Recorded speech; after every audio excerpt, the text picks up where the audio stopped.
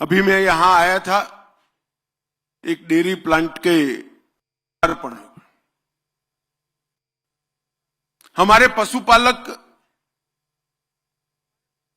सुबह 3 बजे से बहनें पशुपालन के काम से लगती है और शाम को 7 बजे तक पशु के पीछे पूरा दिन जाता है। अगर वही दूध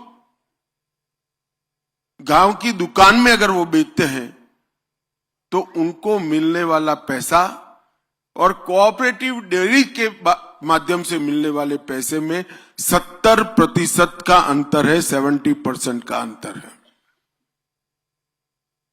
ये जो मुनाफा है वो पशुपालन के लिए मेहनत करने वाली मां का है, बेटी का है,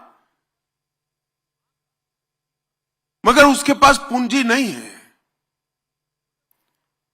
वो दूध को पेस्चुराइज कर कर दिल्ली के बाजार में बेचने के लिए पूंजी नहीं है, कौशल भी नहीं है। उसका दही बनाकर, इसका चीज, पनीर, बटर बनाकर बेचने का कौवत नहीं है।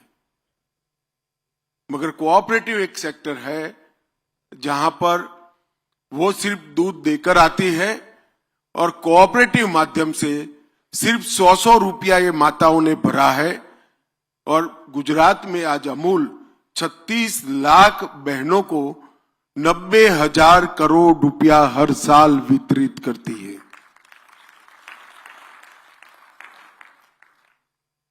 इतने ही दूध को अगर हम बाजार में बेच देते हैं, बाजार मूल्य से बेचते हैं, तो वो 12,000 करोड़ में बिकता है। अब ये 12,000 करोड़ और 90,000 करोड़ का जो अंतर है वो कोऑपरेटिव है। इसी के लिए कहते हैं कि पशुपालन, कृषि और कोऑपरेटिव तीनों को मिलाया जाए तो सहकार से समृद्धि का सृजन हो सकता है। हमने कृषि और पशुपालन को हमेशा रोजगारी की दृष्टि से देखा है, मगर नरेंद्र मोदी जी ने केंद्र में सहकारिता मंत्रालय की स्थापना कर एक नया मंत्र दिया, सहकार से समृद्धि। अब रोजगार के साथ साथ समृद्धि को भी जोड़ने का काम किया है। अभी मैं पार्लियामेंट की सहकारिता मंत्रालय की परामर्शदाता समिति को लेकर गया था, वहां बहनों के संवाद करता था। मुझे संवाद की शुरुआत में बताया गया कि यहां वही बहनें बैठी हैं जो साल में 50 लाख रुपया से ज्यादा इनकम कर रही है, वही बहनें बैठी हैं। अब सिर्फ दूध और गोबर डेयरी को देकर 50 लाख से ज्यादा आय जिनकी है, ऐसी 100 से अधिक बहनों के साथ मैंने खुद संवाद किया है और मैं 3 तहसील की बात कर रहा हूं। ये पोटेंशियल भारत की हर तहसील में पड़ा है। जरूरत है इसका दोहन करने की। मोदी जी ने अपनी सरकार आने के बाद कृषि के आधार को भी मजबूत किया और कोऑपरेटिव के माध्यम से मजबूत की हुई कृषि को किसान को समृद्ध बनाने के लिए उपयोग करने का काम किया। कम पानी, केमिकल और कम जोखिम, रिस्क, ये नई कृषि नीति की नींव है। इरिगेशन को वैज्ञानिक तरीके से कर कम पानी में ज्यादा फसल लेना, प्राकृतिक खेती के माध्यम से फर्टिलाइजर का उपयोग कम करना और भूमि के परीक्षण से ऐसे क्रॉप का चयन करना जिसमें रिस्क कम से कम हो।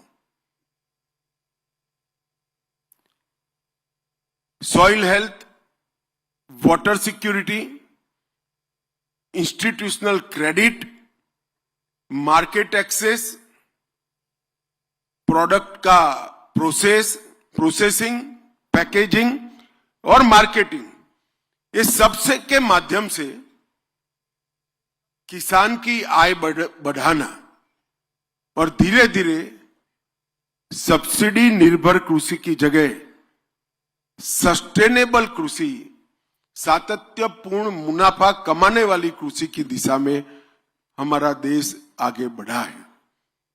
और इसके लिए जल और मिट्टी की सुरक्षा, उसका परीक्षण, ऑर्गेनिक फार्मिंग, क्लाइमेट चेंज का प्रभाव कम करने वाली खेती, डिजिटल कृषि मिशन और कोऑपरेटिव, इस सभी वर्टिकल्स को हमने आगे बढ़ाने का काम किया है। और मैं कुछ बातें किसानों के सामने रखना चाहता हूं।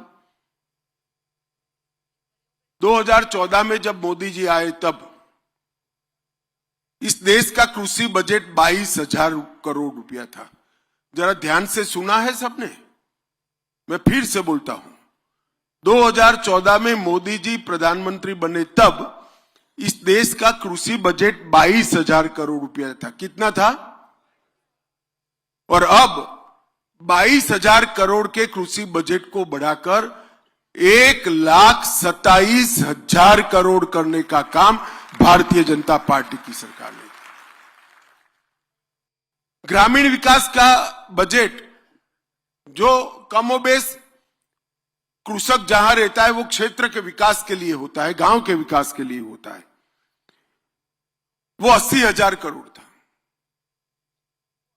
और आज 80,000 से बढ़ाकर ग्रामीण विकास का बजट 1,87,000 करोड़ करने का काम ये भारतीय जनता पार्टी की सरकार। मैंने शुरुआत के दिनों में देखा है, अगर गांव के बोरवेल की मोटर भी चली गई तो सरपंच रिपेयर नहीं करा पाते थे, किराए की जीप कर सचिवालय के धक्के खाते थे। आज कोई सरपंच ऐसा नहीं है, और हरियाणा में तो जरा भी नहीं है। अभी अभी चुनाव गया है, मैं हर गांव में जाकर बजट पढ़ता था, जिसको 10 साल में 10 करोड़, 20 करोड़, 25 करोड़ रुपया गांव के विकास के लिए न मिला हो, ऐसा कोई गांव नहीं। और ये बहुत बड़ा परिवर्तन अप्रोच का है। फसल बीमा को ज्यादा उपयोगी बनाया गया। प्रधानमंत्री किसान सम्मान निधि हर किसान को 6,000 रुपया हर साल। एग्रीकल्चर इंफ्रा फंड में 1,00,000 करोड़। ई नाम के माध्यम से उचित दाम मिले। श्री अन्न मिशन, दलहन तिलहन मिशन,